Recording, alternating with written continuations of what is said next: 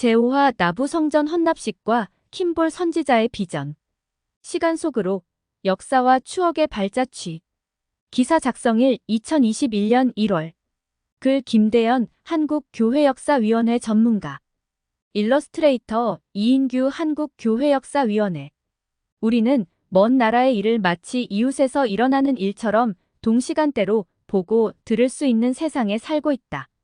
우리는 자기 집 거실에서 연차대회 말씀을, 심지어는 성찬식 말씀을 보고 들을 수 있으며 사는 곳에 관계없이 각종 평의회도 비대면으로 진행한다.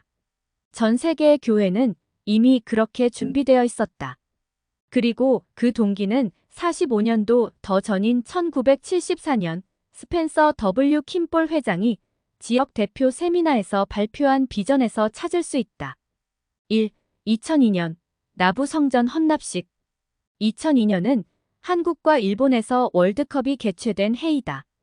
6월 29일 토요일, 한국은 터키와 3, 4위전을 치렀고 6월 30일 일요일 저녁에는 브라질과 독일의 결승전이 일본에서 열릴 예정이었다. 세상의 이목이 월드컵에 집중되었던 시절, 한국은 자국팀이 예상을 뛰어넘는 선전을 보이며 구름 같은 인파가 대한민국을 외쳤던 흥분이 아직 거리와 광장 곳곳에 남아있는 듯했다. 결승전을 서너 시간 앞두고 오후 7시가 임박한 시각이었다. 사람들은 대한민국 충청북도의 교육도시 청주의 예수 그리스도 후기성도 교회 청주 스테이크 센터를 향해 조용히 발걸음을 재촉하고 있었다. 예전 같으면 오전 10시부터 시작된 예배를 마치고 모두 집으로 돌아가고 이 건물은 이제 다음 한 주를 조용히 기다려야 할 시간이었다. 스테이크 센터에 도착한 사람들은 여느 때와 달리 입장권을 보여야만 건물 안으로 들어갈 수 있었다. 사람들의 표정도 다른 때와 달랐다. 주차장에서는 몇몇 사람이 17년 전 서울 성전 헌납식에 대해 담소를 나누고 있었다. 담장 밖 거리에서는 몇 시간 뒤에 시작될 월드컵 결승전에 세상의 이목이 쏠리고 있는데 왜 이 사람들은 이날 유독 입장권을 내밀면서 교회 건물로 들어가고 있는 것일까? 두어 달 전 2002년 4월 연차대회 즈음에 제1회장단은 다음 내용을 발표했다. 미국 일리노이주 나부 성전 헌납식은 위성을 통해 전 세계의 스테이크 센터로 방송될 것입니다. 스테이크 센터로 중계될 헌납식에 참석하고자 하는 8세 이상의 교회 회원들은 감독 또는 지부 회장에게서 추천서를 받아야 합니다. 헌납식 첫 모임은 6월 27일 목요일 오후 6시에 방송 예정이며 오후 8시에는 재방송이 있을 것입니다. 마지막 모임은 6월 30일 오후 5시에 방송될 것입니다. 랜선 2002년 5월 109쪽. 나부 성전은 교회 초창기였던 1846년에 완공되어 역사상 최초로 죽은 자를 위한 의식이 집행된 곳이다. 바로 그곳이 거의 155년 만에 다시 건축되었고 세계 곳곳의 회원들이 자신의 스테이크 센터에 앉아서 위성 방송을 통해 그 헌납식에 참석하게 된 것이다. 이번 헌납식에 참석하고자 하는 회원들은 1985년 서울 성전 헌납식 때처럼 감독의 접견을 거쳐 입장권을 발급받아야만 했다. 청주 스테이크 센터와 위성 수신기. 첫 번째 헌납식 모임과 마지막 헌납식 모임은 이 983곳의 모인 회원들에게 인공위성을 통해 생중계되었으며 이번의 방송은 이전의 그 어떠한 방송보다도 더 먼 곳까지 방송되었고 확장된 인공위성 시스템을 통해 전에는 교회의 어떠한 인공위성 방송도 전혀 수신하지 못했던 나라들 일본, 한국, 오스트레일리아, 뉴질랜드, 사모아, 피지, 통가, 필리핀 제도, 홍콩, 대만, 태국, 아르헨티나, 아르메니아, 불가리아, 우크라이나, 러시아까지도 시청이 가능하도록 했다. 리아호나 2002년 10월 지역 소식 4에서 7쪽. 한국에서 위성 설치 및 중계에 관여했던 관계자는 이렇게 적었다. 저는 나부 성전 위성 중계를 위한 위성 장비 선정과 위성 전파가 잘 되는 장소를 선정하는 일을 했습니다. 위성 방송 관련 장비는 미국으로부터의 수입 통관이 어려운 시기여서 나부 성전 헌납식 예정일에 맞추는데 어려움이 있었습니다. 교회 본부에서 보내준 설치 규정을 그대로 따르고자 하는 신권 지도자들께서 위성 방송 수신 설치 준비를 협력해 주었기에 예정대로 설치할 수 있었습니다. 리아호나 2002년 10월호 지역 소식 11쪽 위성 설비는 전문 업체의 도움을 받았지만 위성을 작동시키는 작업은 각 스테이크에서 지명되어 교육을 받은 기술 전문가가 지침에 따라 수행했다.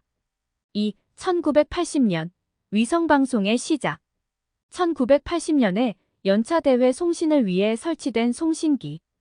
왼쪽 위로 페이에트 지부 집회소 첨탑이 보인다. 이곳에서 킴볼 회장의 연차 대회 말씀이 교회 전용 채널을 통해 역사상 처음으로 솔트레이크 시티 태버네클과 미국 소재 13개 스테이크 센터로 중계되었다. 인공위성을 통한 중계는 급작스럽게 이루어진 일이 아니다. 그로부터 약 20년 전인 1981년 10월 연차 대회에서 힝클리 회장이 전한 다음 말씀을 살펴보자.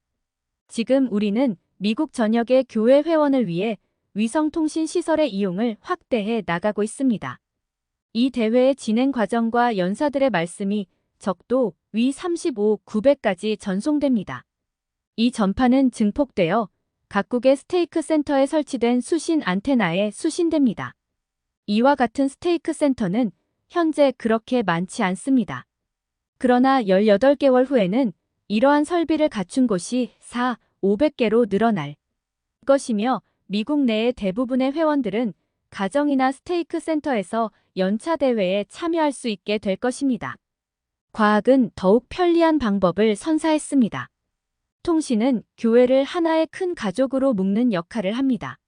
신앙 종교의 정수, 성도의 벗, 1982년 4월호 4쪽. 이보다 한 해 전, 1980년은 교회 조직 150주년이 되는 역사적인 해였는데 이때도 인공위성이 활용되었다. 4월 5일 토요일, 대회 첫날 킴볼 교회 회장은 대회를 개회한 후 12사도 정원회의 힝클리 장로 및 몇몇 여건과 함께 뉴욕주 페이에트로 이동했다. 다음 날인 4월 6일, 그들은 1830년 4월 6일에 교회가 조직되었던 현장인 피터 휘트머의 농가에서 위성 방송을 통해 일요일 오전 모임을 개회하고 말씀을 전했다.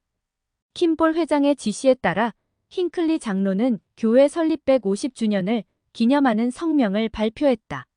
이어서 그들은 인근의 페이에트 지부 집회소로 이동하여 말씀을 전했는데 이 모든 과정은 위성 방송을 통해 솔트레이크 시티의 태버네클과 미국의 13개 스테이크 센터로 중계되었다.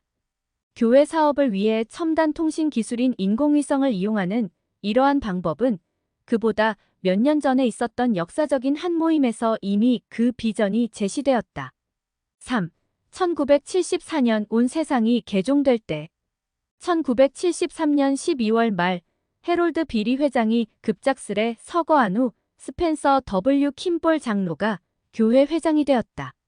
몇 달 뒤인 1974년 4월 선지자로서 첫 연차 대회를 맞은 스펜서 W. 킴볼 회장은 대회 직전에 총관리 여권 전원과 지역 대표가 함께 모인 세미나에서 비전을 제시했다.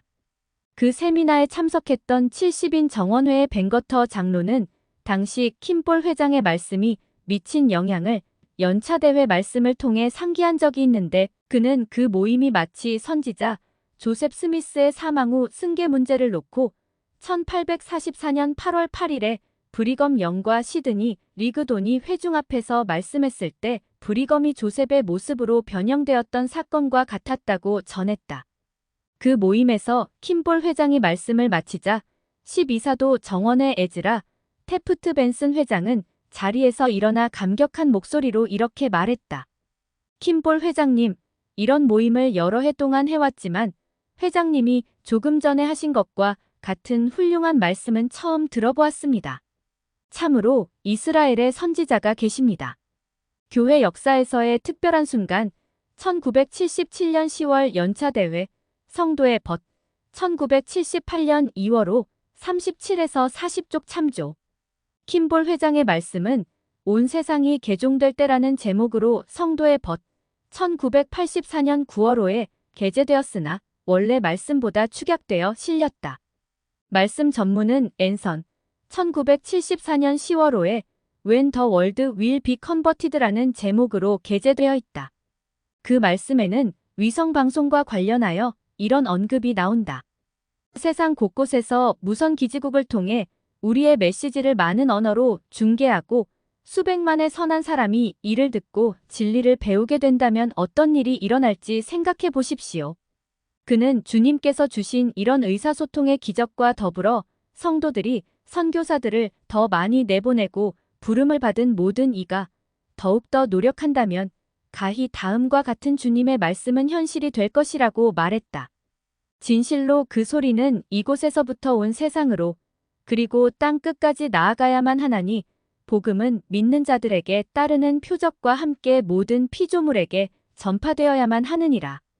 교리와 성약 58편 64절 4. 선지자의 비전 2002년 한국에서 미국 일리노이 나부 성전의 헌납식을 같은 시간대에 참석하는 이러한 기적은 한순간에 이루어진 것이 아니다. 이는 복음이 대륙과 바다를 건너 세상의 모든 나라에 전해질 것이라는 선지자 조셉 스미스의 예언을 계승한 킴볼 선지자가 1974년 4월에 발표했던 비전을 교회가 다 함께 신앙으로 실현한 결과였다. 인공위성이 존재하는 목적은 바로 오래전 예수께서 승천하시기 전에 제자들에게 주신 다음명을 실천하기 위한 것이다. 너희는 온 천하에 다니며 만민에게 복음을 전파하라. 마가복음 16장 15절 1981년 선지자는 킴볼 회장의 계시에 더해 이런 여운을 남겼다. 과학의 혜택은 더 편리한 방법을 제공해 왔습니다. 우리는 주님의 사업이 확장됨에 따라 교회 회원이 어디에 있든지 친근하고도 직접적인 방법으로 주님의 택함받은 선지자의 권고를 들을 방법을 개발하도록 주님께서 인간에게 영감을 주시리라 확신합니다. 우리는 지금 이용할 수 있는 이런 시설과 저 멀리 지평선에 있는 시설 사이에서 시대의 필요와 상황에 따라 서로 대화할 수 있게 될 것입니다. 신앙 종교의 정수, 성도의 벗, 1982년 4월 5, 사쪽. 현재 우리는 인공위성보다는 1981년 당시 저 멀리 지평선에 있다. 상용화된 인터넷과 반도체 및 통신 기술을 통해 교회의 메시지를 스테이크 센터가 아니라 시간과 관계없이 손바닥에 있는 모바일 기기에서 듣고 볼 수 있다. 우리는 지금과 같이 장기화하고 있는 코로나 대유행 상황에서도 인터넷을 기반으로 많은 것을 할 수 있다. 인터넷은 해저 케이블을 통해 전 세계를 연결한다. 2015년에 작성된 아래의 인포그래픽을 살펴보면 대륙 사이의 해저에 케이블이 얼마나 촘촘히 연결되어 있는지 짐작해 볼 수 있다.